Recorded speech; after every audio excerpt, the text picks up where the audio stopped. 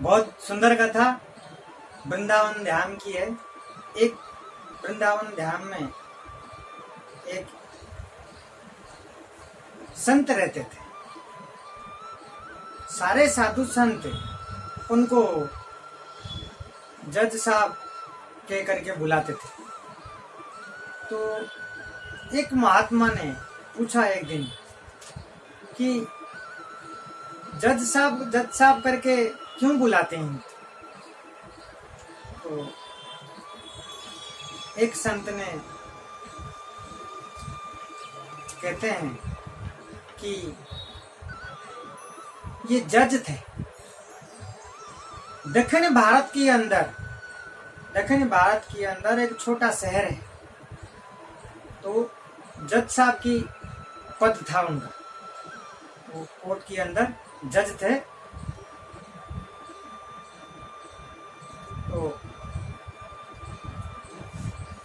उनके पास एक छोटा गांव था। उस गांव के अंदर एक केवटा की परिवार रहते थे। वो जो केवटा है बहुत सीधा और सरल व्यक्ति था। उनसे कुछ भी पूछते थे गांव वाले, कभी भी किसी भी चीजें, वो हमेशा एक ही शब्द बोलते थे, वो रघुनाथ जी को मालूम है, वो रघुनाथ जी जाने। क्योंकि वो भगवान के भक्त थे, भगवान को बहुत मानते थे। और उनके गांव के अंदर एक मंदिर था, ठाकुर जी का मंदिर। वो मंदिर का नाम रघुनाथ जी था। तो बहुत सीधा एकदम मगन रहते थे, भगवान को हमेशा हरदम याद करते हुए। हमेशा एक शब्द था उनके कि वो रघुनाथ जी को मालूम है, रघुनाथ जी जाने। उनके 2 बेटे और एक बेटी थी। कुछ दिनों के बाद बच्चे जब बड़े होते हैं, बेटी शादी की उम्र हो जाती है, तो शादी की तैयारी करते हैं। तो केवटा की जो परिवार है वो इतना मतलब पैसों में इतना थोड़ा सा अच्छा नहीं था उनके स्थिति। तो शादी में कुछ उनको पैसों की जरूरत होती है। तो वो सोचते हैं कि कैसे क्या एडजस्टमेंट करेंगे। तो दोनों बेटे मिलकर के पिताजी को बोलते हैं कि गांव की जो मुखिया हैं तो उनसे कुछ पैसे उधारी ले लेते हैं और शादी के बाद हम कमा करके चुका देंगे। तो ये सुनकर के केवटा उस गांव के वो मुखिया के पास जाते हैं और मुखिया से निवेदन करते हैं कि इस तरीके से मेरी बेटी की ब्याह है और कुछ पैसे चाहिए जो शादी करके फिर हम चुका देंगे।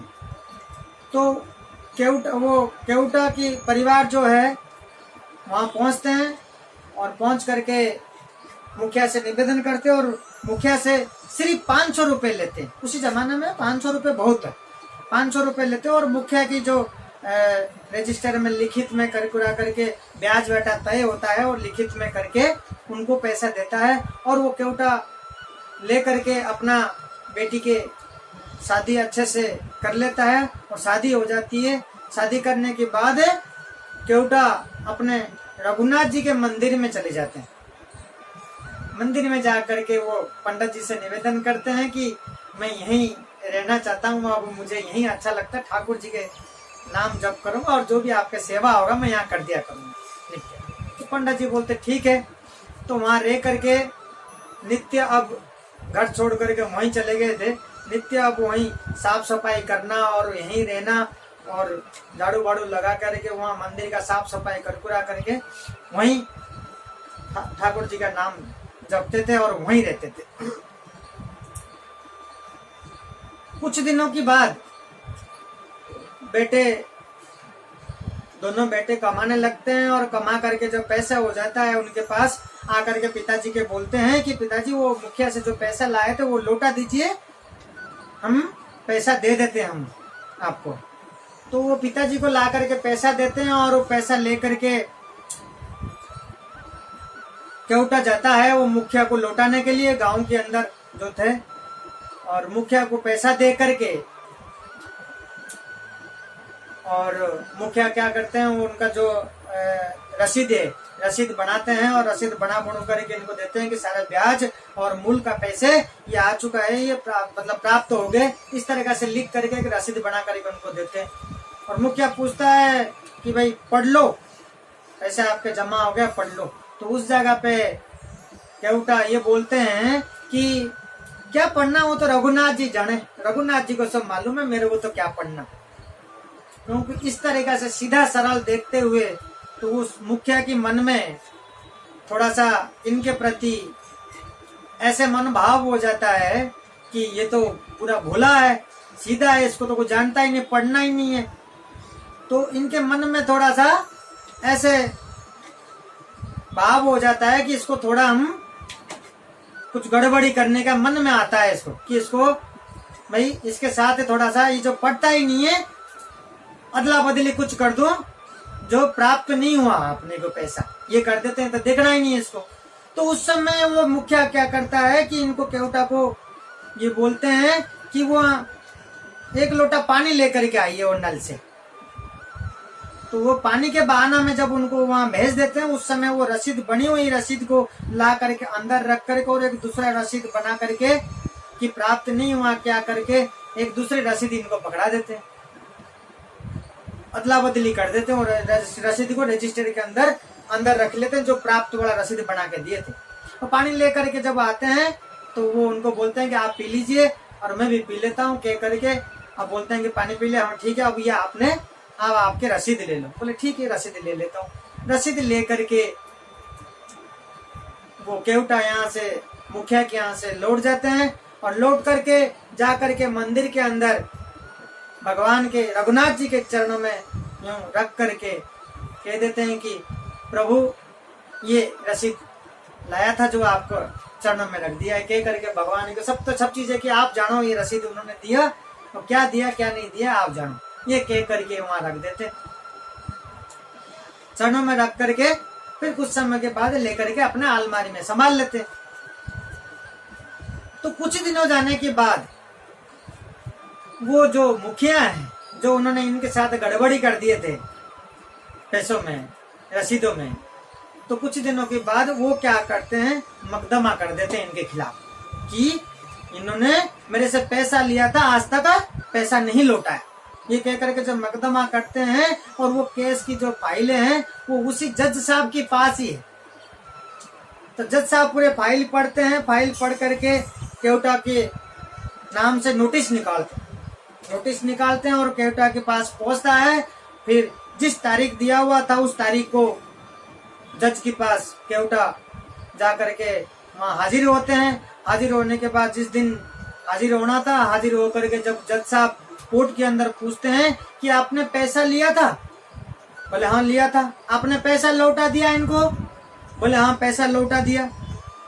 अब ये कह रहे हैं पैसा नहीं लौटाया, बोले साहब हमने पैसा लौटा दिया।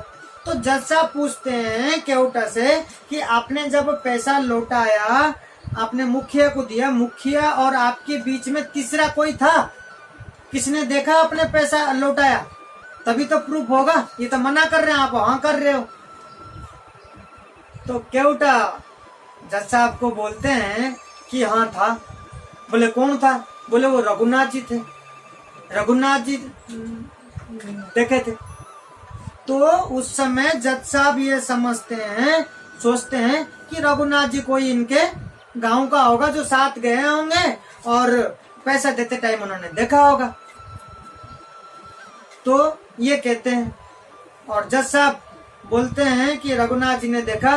तो जब इस तरीके से जज साहब पूछते हैं तो ये बहुत केवटा बहुत दुख हो करके, बहुत दुखित में और रोने का एकदम हालत में, और जब बताते हैं जज साहब समझ जाते हैं।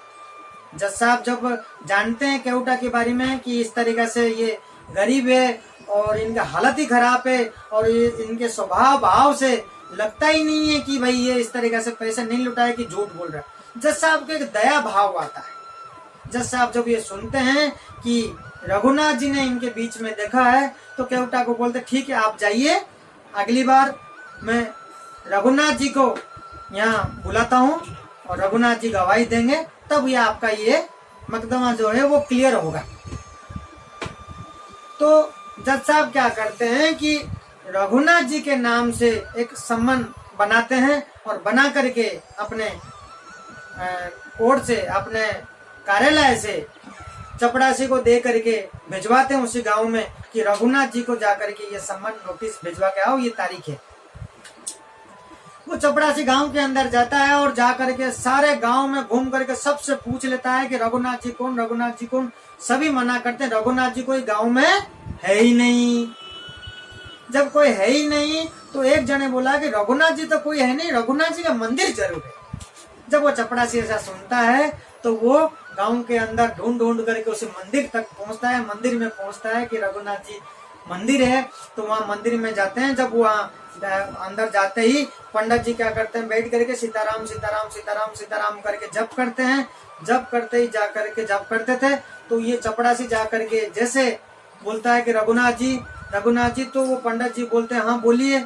तो वो चपड़ासी जो है वो ये समझता है कि हो सकता है रघुनाथ जी यही है। तो वो लेकर के वो जो नोटिस है उनके हाथ में थमाता है।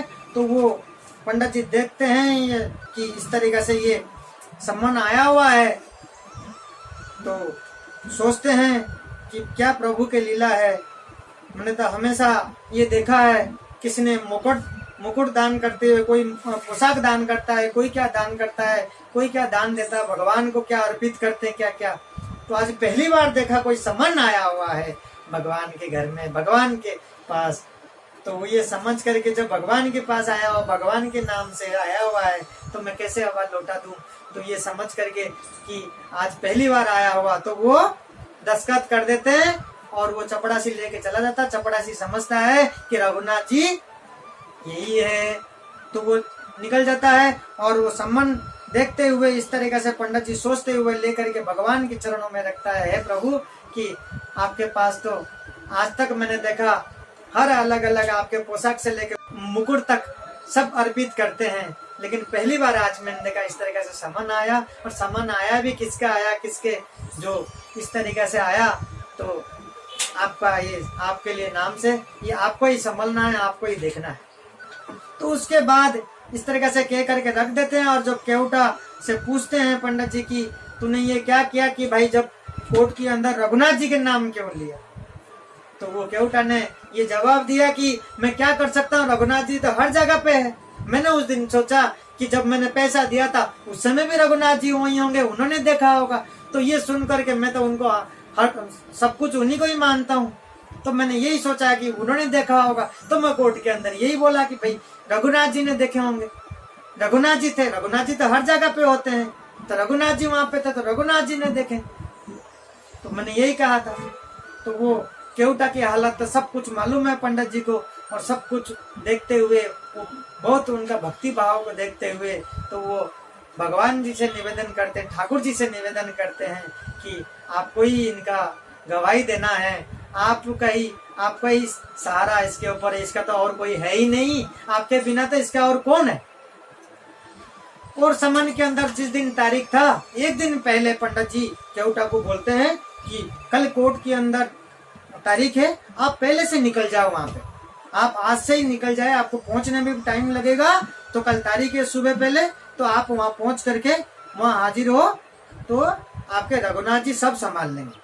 कह करके केवटा को भिजवा देते हैं। और दूसरे दिन सुबह होता है और पंडित जी ये सोचते हैं कि आज सुबह सुबह भगवान खुद कोर्ट में जाएंगे, उसके केवटा की तो और कोई है ही नहीं सहारा, आपके बगैर तो उसके तो और कौन है। तो ये समझ करके सोच करके ठाकुर जी को मतलब निवेदन करते हैं और ठाकुर जी को अच्छे से उस दिन पोशाक पहनाते हैं कि ठाकुर जी आज जाएंगे तो अच्छे पोशाक भी पहनना चाहिए, और अच्छे से जल्दी जल्दी प्रसाद बना करके ठाकुर जी को उस दिन अच्छे से भोग लगवाते हैं, क्यों भूखा नहीं रह जाए। ठाकुर जी जाएंगे, खा के घर से जब निकलेंगे, मंदिर से जब निकलेंगे, कुछ खा पी के जाना चाहिए। पंडित जी ये सोच करके अच्छे से उस दिन पूजा पाठ करके पोशाक पहना करके भोग लगाते हैं कि आज जाएंगे, के करके उनको निवेदन करके उस दिन भोग लगा देते हैं। और वहाँ सुबह सुबह होते ही जज साहब कोर्ट में आते हैं और सारे कोर्ट के अंदर सब बैठे हुए हैं और बैठने के बाद वहाँ केवटा भी वहीं उसी के अंदर बैठे हुए हैं। और जब केवटा से पूछते हैं जज साहब कि आपके गवाही देने वाले रघुनाथ जी आए हैं कि अभी आने वाले हैं, आ जाएंगे, अभी यहीं कहीं होंगे, आते ही होंगे। तो जज साहब को ये जवाब देते हैं। तो जज साहब बोलते हैं अपने चपड़ासी को कि आप पेश किया जाए, आप हाजिर के लिए बोले आप। तो जब चपड़ासी इस तरीका से बोलता है, 3 बार बोलता है रघुनाथ जी हाजिर हो, 3 बार बोलते ही क्या होता है उस कोर्ट के अंदर, दरवाजा की उधर से वृद्धावस्था, वृद्धा बिल्कुल एकदम झुके हुए, कमर झुकी हुई है और पूरा शरीर में एकदम चंदन का तिलक एकदम चारों तरफ लगे हुए हैं, एकदम माथे में एकदम भगवान की जैसे टीके लगे हुए हैं और कंठी माला, तुलसी की माला, कंठी माला गले में पहने हुए हैं और हाथ में डंडा पकड़ते हुए धीरे धीरे झुकते हुए हाथ दिखाते हुए कि मैं आ रहा हूँ, आ रहा हूँ। जैसे उन्होंने 3 बार बोलने के बाद इस तरीके से दरवाजा से आते हुए दिखे और धीरे धीरे आते हुए वहाँ खड़े हुए कटघरा के अंदर। और जज साहब ने पूछा आप रघुनाथ जी हो? जैसे उन्होंने उधर से आए तो केवटा ने उठ करके प्रणाम किया। उस समय केवटा ने उठ करके उनको, भगवान को, ठाकुर जी को, रघुनाथ जी को प्रणाम किया। केवटा तो समझ गए थे, तो केवटा ने प्रणाम किया और जैसे आकर के खड़े हुए और जज साहब पूछने लगे कि आप रघुनाथ जी हो? तो भगवान ठाकुर जी कहते हैं हाँ मैं रघुनाथ जी हूँ। क्या आपने इनका देखा पैसा देते हुए मुखिया को, इन्होंने जो पैसा लिया था? बोले हाँ मैंने देखा है और उन्होंने पैसा दिया है। तो ये कहते हैं, बोले ये कैसे हम मान लें कि देखा है, कोई प्रमाण है, कोई प्रूफ है? तो वो बोले हाँ है, वो तो भगवान है, अंतर्जामी है, उनको तो सब कुछ मालूम है। तो बोले मुखिया को यहीं रोक दीजिए, आप अपने यहाँ से चपड़ासी को इनका घर भेजिए और उनका रजिस्टर मंगवाई। क्योंकि भगवान को तो मालूम था, वो रसीद बना कर रजिस्टर के अंदर रख दिए थे।